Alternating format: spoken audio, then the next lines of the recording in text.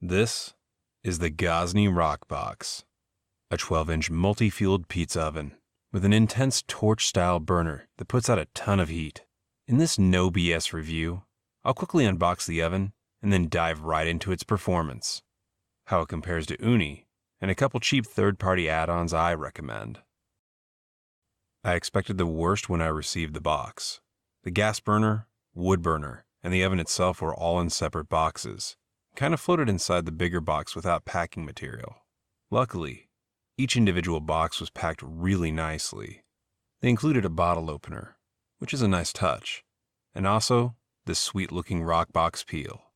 Setup is basically non-existent.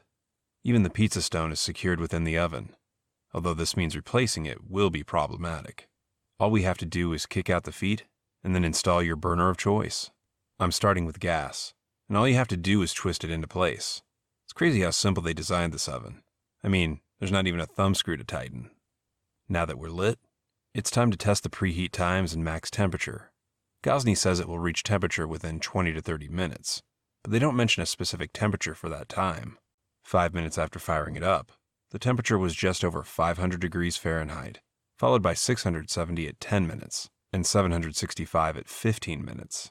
At this point, I noticed the thermometer on the side of the oven was reading a lot lower. It said 500 degrees Fahrenheit, but the stone was nearly 800 at this point. This is odd, considering the Uni Caru and the Halo Versa both have thermometers that tend to do the opposite, claiming temperatures hotter than they really are.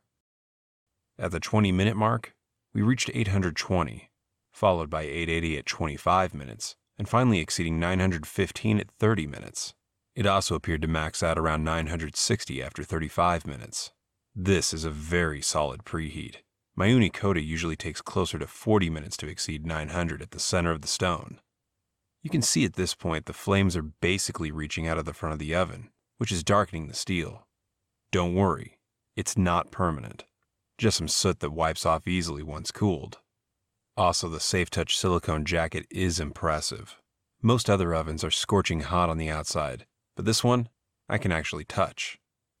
All right, let's make some pizzas and see how it goes. I made some Polish dough with Caputo blue flour. My proofing time was cut a bit short because I'm trying to film this before the heavy rain gets here. But let's see how the first margarita comes out. Since this flame is absolutely huge, I'm going to turn it down to low before launching. That way the dough has an extra 10 or 15 seconds to set before needing to rotate. After the first turn, I increase the heat a bit more. It looks like the bottom needs to be a few degrees hotter, so I'll let it heat up a bit more before the next pizza. But man, this is a very solid pizza for the first attempt. It took 1 minute and 40 seconds to get this one. Next up, I'm doing America's greatest debate, Hawaiian.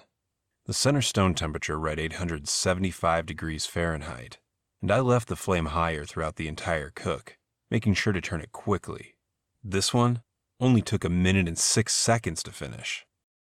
I topped off this Hawaiian pizza with some pineapple habanero hot sauce. You can also make really solid Detroit pizzas in this, as long as you use a 10x8 pan or smaller. Personally, I love making 6x6 mini Detroits. This one has lion's mane mushrooms, garlic cream sauce, and balsamic.